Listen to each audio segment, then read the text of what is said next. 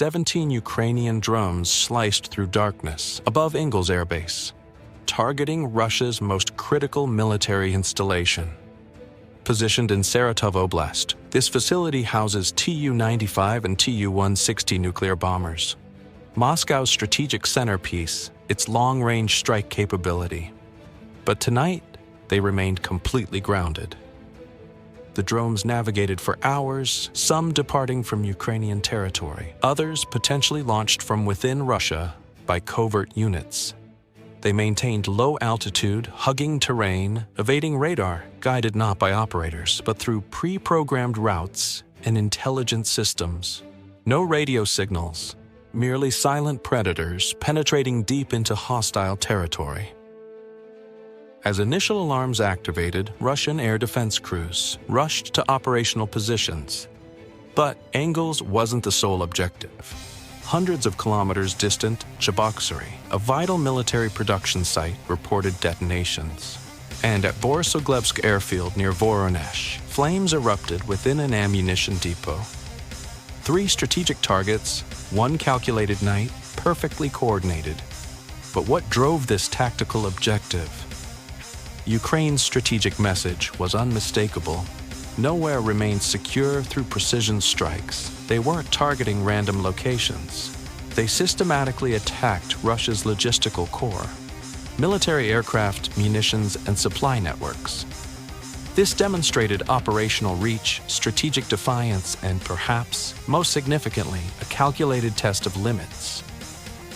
Inside Engels, personnel rushed evacuating bombers, relocating them into fortified hangars. Local civilians reported thunderous explosions, rattling windows with distant flashes. The Russian Air Force, typically Predator, became hunted prey, and throughout the extended night, one reality emerged. This wasn't isolated harassment. This represented something far larger, more sophisticated, and increasingly dangerous.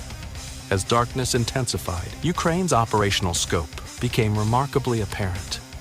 The assault wasn't limited to Engels Air Base, but constituted multiple target strikes, spanning hundreds of kilometers, systematically disrupting Russian military logistics. First objective, Cheboksary-Chevashia. Hours before drones approached Engels, explosions devastated a military-linked facility in Cheboksary. Intelligence indicated a warehouse or manufacturing site potentially connected to missile components.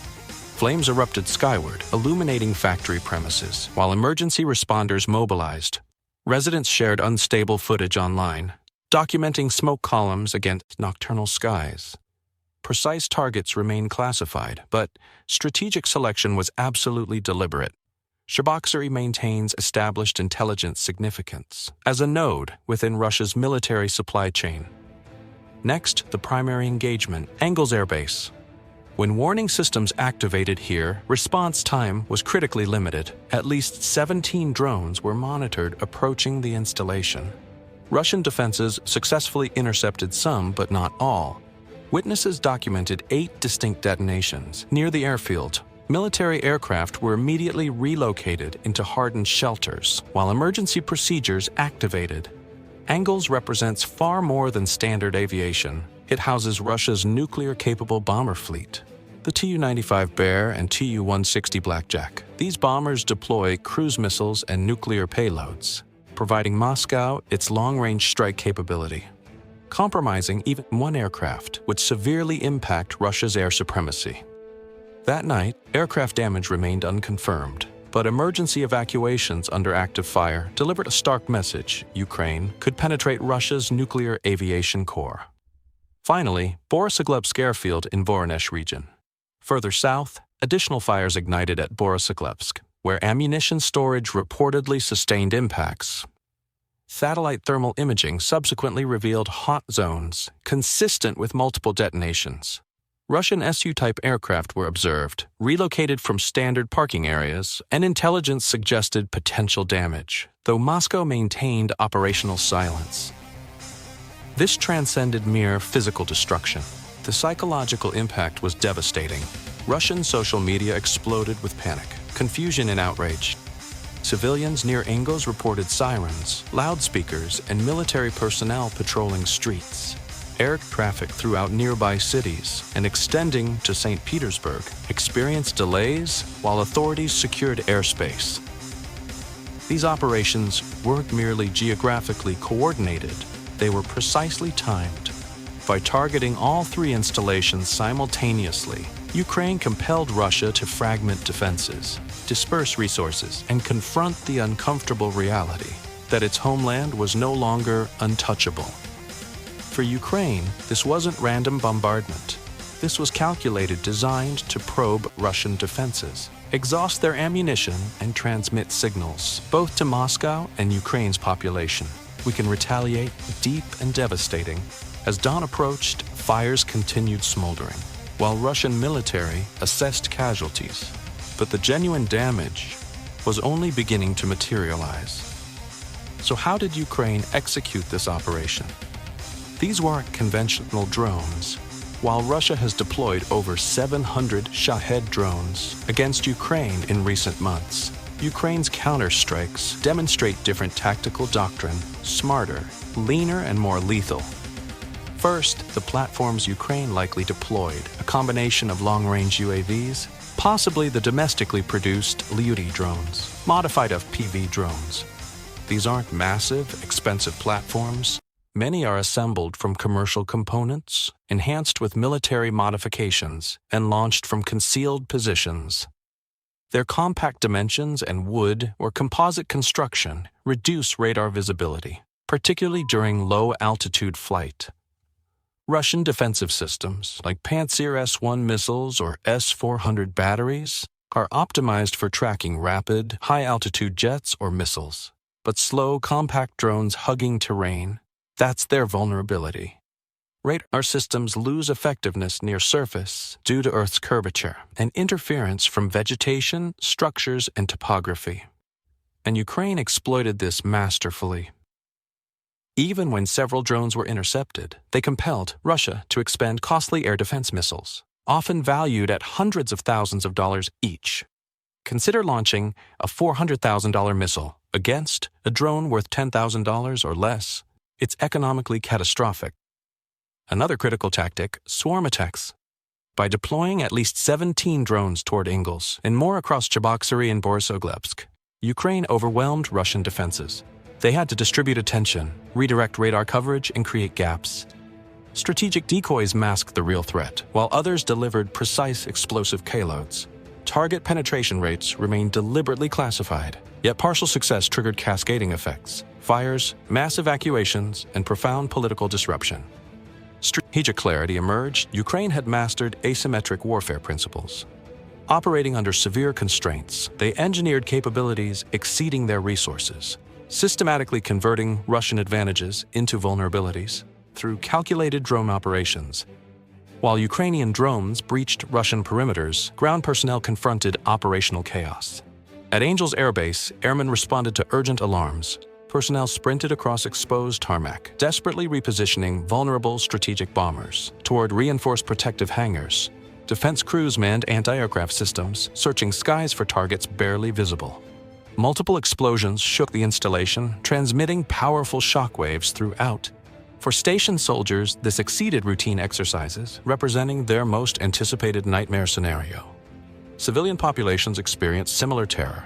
Angel City residents reported emergency sirens and amplified warning broadcasts echoing. Building windows vibrated as concussive forces penetrated residential blocks. Frightened parents evacuated sleeping children, seeking shelter in interior hallways, uncertain whether this signaled broader escalation. Social media footage flooded Russian platforms, documenting orange illumination across horizons, accompanied by sustained automatic gunfire. At Cheboksary, industrial workers initiated emergency evacuation as flames erupted throughout manufacturing zones. Emergency response teams mobilized rapidly, while residents remained deliberately uninformed. Authorities provided minimal disclosure, issuing only shelter-in-place directives. Borisogledsk witnessed comparable public panic. Ammunition depot detonations create extraordinary hazards. Residents documented secondary explosions continuing overnight. Each detonation emphasized their dangerous proximity to catastrophe. Russian air defense networks faced operational nightmare. Multiple site crews confronted critical split-second choices. determining radar contact prioritization, distinguishing authentic threats from sophisticated decoys. Targeting errors meant destroyed strategic bombers or expensive missiles expended against empty airspace. Even beyond immediate attack zones, disruption effects cascaded outward. Airports extending to St. Petersburg implemented delays in routing changes. Stranded passengers occupied terminals, receiving vague security-related announcements. Remaining unaware, drone strikes penetrated deep interior territories.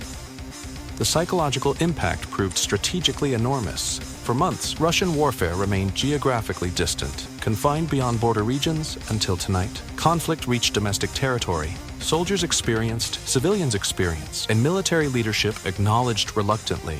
Ukraine demonstrated operational reach, tactical skill, strategic nerve. The July 5th, drone operations transcended mere target destruction, communicating calculated strategic messaging.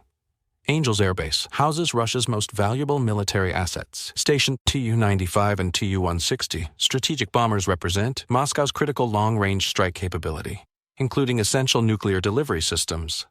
Despite no confirmed bomber losses, forcing emergency aircraft evacuation significantly damaged Russia's projected control narrative. At Borisogledsk, ammunition depot destruction targeted Russia's logistics infrastructure foundation. Every destroyed ordnance, every eliminated warehouse constrains frontline supply chain effectiveness. Within prolonged attrition warfare, logistics capacity equals soldiers and armor. Shabak-Syria's targeting achieved maximum strategic value. Attacking manufacturing facilities, supporting missile and drone production, undermines Russia's capacity for sustained technological warfare operations. Victory depends beyond current battlefield assets, requiring continuous future production capability. Ukraine's coordinated strikes achieved multiple objectives. First, forcing Russian air defenses across unprecedented territorial coverage.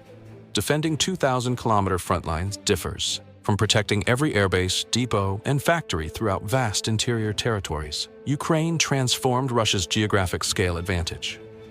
Second, testing Russian detection capabilities and command response timing, measuring reaction speed, calculating successful penetration rates. Each operation generates invaluable intelligence for subsequent strategic planning.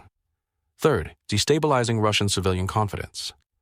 Extending conflict to civilian neighborhoods, even through indirect effects, intensifies political pressure on Moscow leadership. Fear propagates faster than flames, and explosion imagery near previously secure cities undermines governmental security assurances. Russian planners confront difficult strategic choices. Should strategic bombers retreat further, require additional short-range defense investments, and most critically, can resources sustain using multi-million-dollar interceptor missiles against inexpensive small drone threats? Global observers received unambiguous messaging. This represents revolutionary warfare methodology, compact, intelligent, precision operations achieving maximum disruption without requiring massive ground invasions or expensive conventional weapons. Ukraine demonstrates that contemporary conflicts, intelligence frequently defeats raw firepower. July 5th operations marked beginnings, not conclusions of evolving strategy. As smoke dispersed over Engels, Borisogledsk, and Shabak-Syria, strategic transformation became undeniably apparent. Ukraine proved deep strike capability, transcending frontline limitations, reaching Russia's military infrastructure core. Through economical drone platforms, sophisticated targeting, and precise coordination, compelling Russian defensive recalculation, emergency responses, and strategic revision. Nuclear bombers survived intact, but strategic messaging resonated clearly. Your highest value assets remain perpetually vulnerable. This transcended conventional military action, constituting psychological warfare, instilling persistent uncertainty among Russian commanders, soldiers, and civilian populations. If Ukraine penetrated Engels today, where will tomorrow bring strikes? And if drones breach defenses once, how many more await future operations? Ukraine entered revolutionary warfare phases. Russia confronted new vulnerabilities and escalating concerns, while global observers witnessed fundamental battlefield transformation. Now consider this strategic question for analysis. Can Russia effectively defend all critical installations simultaneously? Or will Ukraine continue exploiting defensive gaps?